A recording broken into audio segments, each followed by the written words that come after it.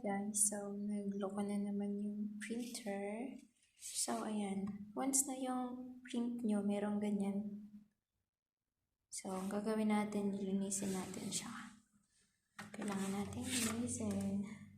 Pero dapat, para magawa nyo to, so dapat malapit kayo sa saksakan.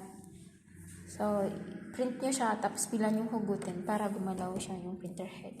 So, ayan, enough ko siya, ginalaw siya. Kasi, mangyayari yun, bakit nagkakaroon ng ganon, smirk yung ink. Kasi, ito siya, dami. Kailangan natin linisin. So, lilinisin natin yan.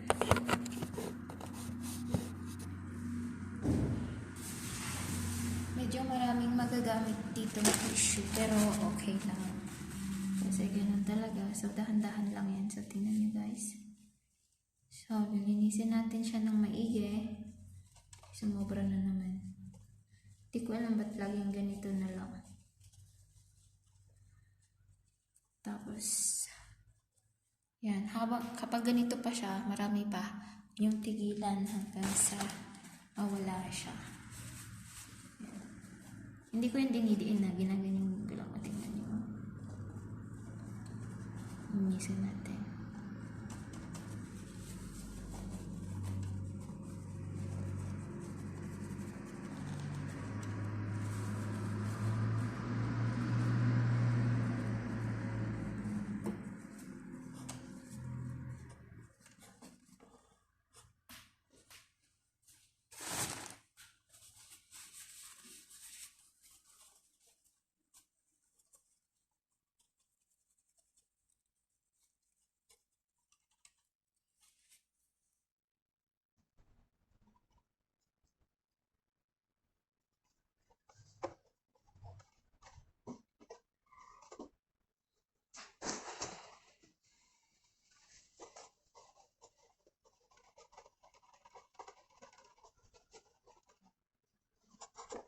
Konti na lang.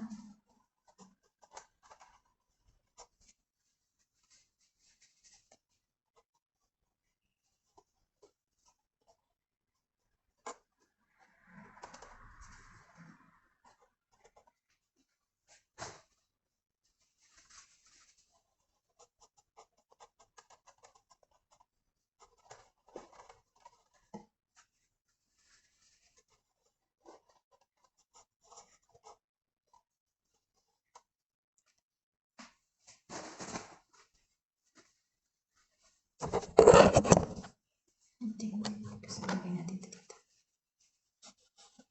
Tapos, padaanan natin. Para malinis yung loob. So, ayan. Kita nyo guys, ang dumi.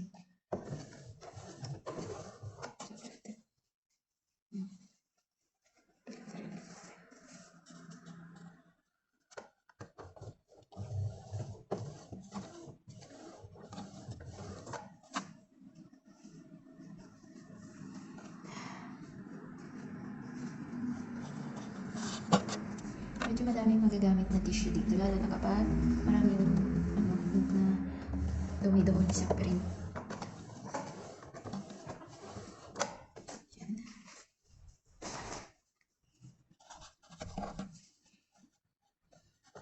Nung dati hindi ko siya alam gawin, so ginawa ko, nilinis ko na. Bye! So hanggang sa na okay naman siya. So medyo okay na siya, diba? So linisin natin yung ilalim. See?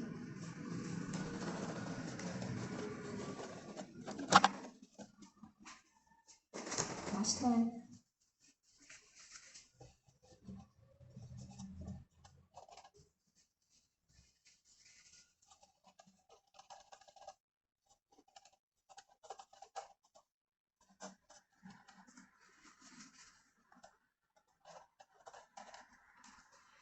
Pwede na yun. Hindi na masyadong nilinis. Sakla natin. Ayan. So, try natin yung print kung may dumi pa. So, ayan. Nung nag-smirk yung ink, yan yung quality, yung na pag-print ko, may siya, ay dumi. So, nilinis ko siya. Tapos, after nung nalinis, so, ito na siya. Wala na siyang dumi. So, ganun lang kasimple, guys. So, ang gamit ko pala is, ayan. Kotank. Epson L 18050. So, ayan, ganun lang kadali, guys.